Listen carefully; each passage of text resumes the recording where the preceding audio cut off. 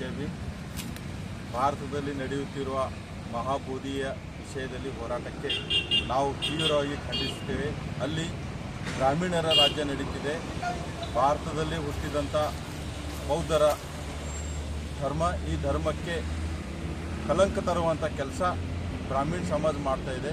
ಬುದ್ಧರು ಹೇಳ್ತಾರೆ, ಮೂಢನಂಬಿಕೆ, ಕಾಲ್ಪನಿಕ ಕಥೆಗಳು ಮತ್ತು ಅಂಧಶ್ರದ್ಧೆಯ ವಿರುದ್ಧ ಬೌದ್ಧರು ಹೇಳಿದ್ದಾರೆ. ಆದರೆ ಅಲ್ಲಿ ಬುದ್ಧಗಯಾದಲ್ಲಿ ಅಂಧಶ್ರದ್ಧೆಯ ಕೆಲಸಗಳು ನಡೀತಾ ಇದ್ದಾವೆ. ಅದಕ್ಕೋಸ್ಕರ ಬೌದ್ಧರು ಅಲ್ಲಿ ಹೋರಾಟ ನಿರಂತರವಾಗಿ ಮಾಡ್ತಾ ಇದ್ದಾರೆ. ಬೌದ್ಧರ ಕೈಯಲ್ಲಿ, ಬೌದ್ಧ ಧರ್ಮದ ಅನುಯಾಯಿಗಳ ಕೈಯಲ್ಲಿ ಮಹಾಬೋಧಿ ಬರಬೇಕಂತ ಹೇಳಿ, ಅದಕ್ಕೋಸ್ಕರ ಭಾರತ ಕೇಂದ್ರ ಸರ್ಕಾರ ಬೌದ್ಧರ ಕೈಯಲ್ಲಿ ಆ ಬುದ್ಧಗಯ ವಿಹಾರವನ್ನು ನೀಡಬೇಕಂತ ಹೇಳಿ ನಮ್ಮ ವಿನಂತಿ ಇದೆ. ಅದಕ್ಕೋಸ್ಕರ ಮಾನ್ಯ ರಾಷ್ಟ್ರಪತಿಯವರಿಗೆ ಇಂದು ನಾವು ಮನವಿಯನ್ನು ಸಲ್ಲಿಸಿದ್ದೇವೆ. ಇಲ್ಲ ಅಂದರೆ ಉಗ್ರವಾಗಿ ನಾವು ಹೋರಾಟಕ್ಕೆ ಇಳಿಬೇಕಾಗುತ್ತದೆ ಅಂತ ಹೇಳಿ ನನ್ನ ಒಂದು ವಿನಂತಿ.